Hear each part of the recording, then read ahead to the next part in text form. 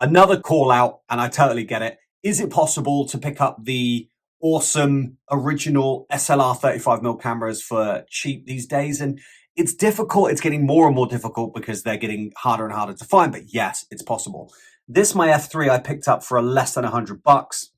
This is the F3 HP. Now, why would you ever want to pick up a Nikon F3? Basically because they're probably one of the best 35mm manual cameras you'll ever pick up. The F3 was, I think, in production from 1980 to 2001, give or take. Wonderful Nikon F3, my Nikon F3, one of two I own. So this is the HP. HP means high eye point, which is great for me. I wear eyeglasses. So here we see the lens, removable lens. It's an SLR. This is the lens release button. Depress and then turn the lens and it'll come off nice and easy. But then also what you'll see as we look inside, a little bit of a twist and that lens will come off. There you go. As we look inside, you can see there's a pentaprism. So what you see is what you get. And then this is our depth of field preview, which is a wonderful option for these cameras. Below it then, we can go ahead and mechanically depress that shutter if the battery runs out. There you go, boom. So you can see that even if the battery runs out, we can still depress that shutter. There's a depth of field. You see it moving there on the left-hand side. That gives you the depth of field preview, which is wonderful. Here we have a light which indicates self-timer. I'll show you that later. But look on top of this camera, plenty of things to do. This is our shutter speeds. If you see that A, the green A, depress the button in the middle and put it to A. Now we're on aperture priority. The camera is going to decide the shutter speed. This is our frame counter. And then here on the right, this little lever there, that enables double exposures. Double exposures, which is my favorite type of photography with this camera. Double exposures, nice and easy. You just put that to the right, advance the lever, and the film won't advance, but the shutter will be cocked. On the left-hand side then, this is where we have our exposure compensation. Look at those beautiful stops of exposure compensation. Depress that button in order to work that. And here is the back release. So we have to put that little lever to the right. This is our film rewind. It's manual rewind. Depress the lever to the right and then lift up. The back will pop open. Beautiful camera. Look at that. Nice and clean inside. You can see the shutter advances when I move the lever. Boom. Nice and easy. Push closed and then she's locked in. This is the ASA. So you just turn to adjust the ASA and then I can close the viewfinder as well for those long exposures, which is wonderful. Star photography, etc. Astrophotography. Here we go then. We've got a lever lock. So a shutter release, a shutter lock, and then self timer here. Great options to have. High-end options, you guys. High-end options. Now, in order to remove the pentaprism on top, the viewfinder itself, we're going to pull these catches to the rear, and then that just slides off. And inside, you can see now you can get those beautiful waist-down, top-down shots with this camera. One of the things I absolutely love. So let's just pop a lens on and we'll have a look what we're dealing with. You can see, you can easily focus and easily take those pictures. I love taking these top-down pictures. I do it all the time, but remember that focusing screen is not protected at this point, so be very careful. Make sure you put that pentaprism, that viewfinder back on to protect it at all times. The waist level viewfinder I think goes for about 150, but you can pop that focusing screen out if you choose and get you another one, which is awesome. Or just clean the inside.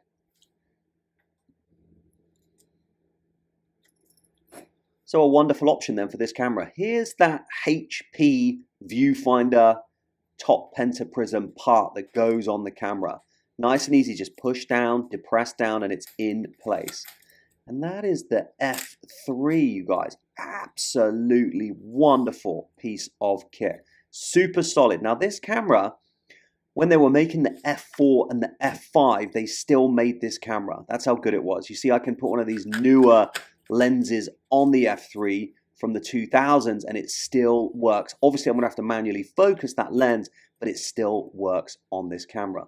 Look at the size of the F3 though compared to the EM. The EM's a much less sought after camera, but the size of the F3 is markedly different. Look at that. the little baby FEM next to the F3 there. So you can see the F3 is a bit of a beast, but that's fine. Look at it compared to this old Petri color. Look at that, that color correct is huge. And then if you compare it to a new school Digicam, I say new school, this is from the year 2000, but that CCD censored Hewlett-Packard, you can see that the F3 still commands that massive bulky space. That's fine. Back then, it was really looking at photojournalists and professionals that were looking to purchase and use this camera. I absolutely love the way it feels. This is a beast. If you can pick one up, you should do it. It is great.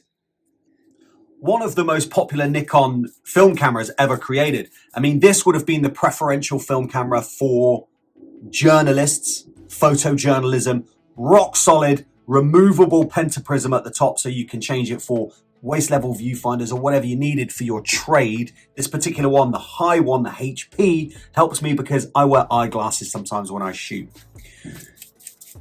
The F3 is an F-mount camera, and it supports all of those beautiful F-mount lenses, not the newer ones, of course, where you need an internal motor that's automatic and autofocus, but for the old school AIS lenses, absolutely it supports them. The same lenses that you can use on your F2 if you have one like me, you can use on this beautiful F3. So, can you get an F3 for a reasonable price today? Yes, you can, but you just need to shop smart. I myself put a notice as soon as I got called out on eBay and Goodwill finds to see if something popped up, and one did.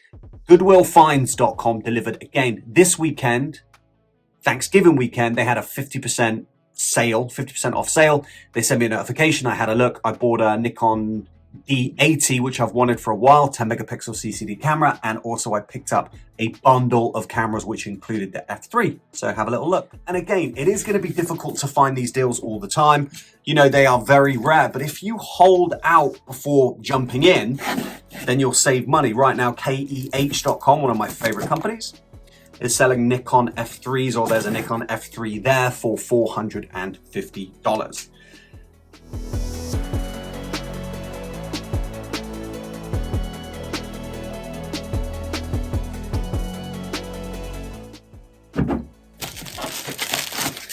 You can tell this is Goodwill because the packaging is insanely good.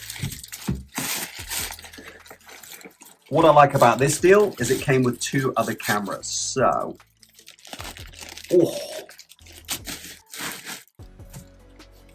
that's pretty terrible, Goodwill. Like, they've just bunched 3 cameras in together in a plastic bag and then just tied a knot in it. That's not very good, but let's see what we're dealing with. A 35mm vintage Kodak camera, which I'm gonna love testing. Old school. This is something I was quite interested in as well. I'm really into the 35mm Ricoh cameras, and this is the KR Super 2. So I'm excited to test this. I have a bunch of lenses for it. I think it takes the Pentax lenses, I believe. We'll see.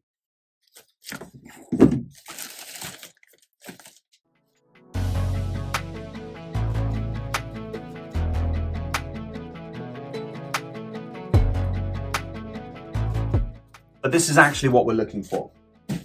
This beauty is a Nikon F3 HP, and so is this. So if you think about it, this Nikon HP F3 cost us, let's say, $100. So far, it looks to be in good condition. No obvious signs of damage. The mirror is immaculate.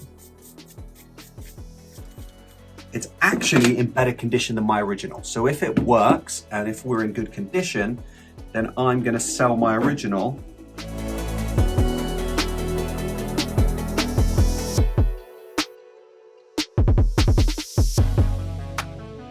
Then I'll sell my original and keep this one. You see the pentaprism comes off of the top. So I can look inside, look at that waist level viewfinder, or that viewfinder as it is. Absolutely beautiful. This, you guys, is in immaculate condition. So if it's working, I am winning. It was listed as not working. So they either A, don't know how to use an F3, or B, it's actually not working. So let's see. So we're gonna take the battery housing off the bottom using a coin. First things first, it has batteries in it, so that's not a good sign. I'm going to put a new set of batteries in and we'll see if it works. If it doesn't work, it will be a $120 fix, but that's still cheaper.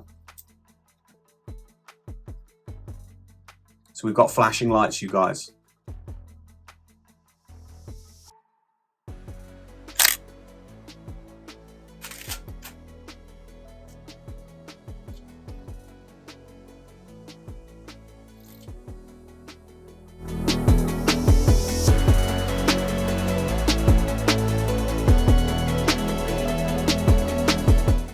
Okay, so I did have to change the batteries a couple of times. These LR44 batteries were not working, so I put a brand new battery in.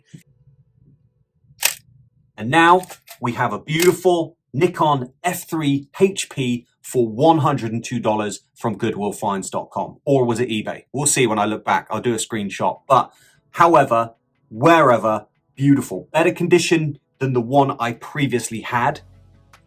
So I'm going to sell my original and I'll keep this one. I'll sell the original for $150, so I'll make money on the deal, and I actually got a Nikon F3 in better condition. So deals are out there to be had.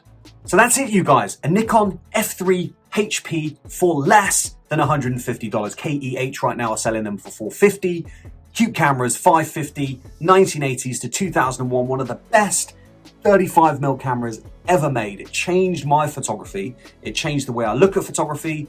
This camera, an aperture priority, is wonderful. It never fails. And for me, that waist down viewfinder, the availability of the different pentaprisms that you can put on just makes it a wonderful camera body to use. This, the Nikon HP F3, my favorite camera in my collection that is fully manual.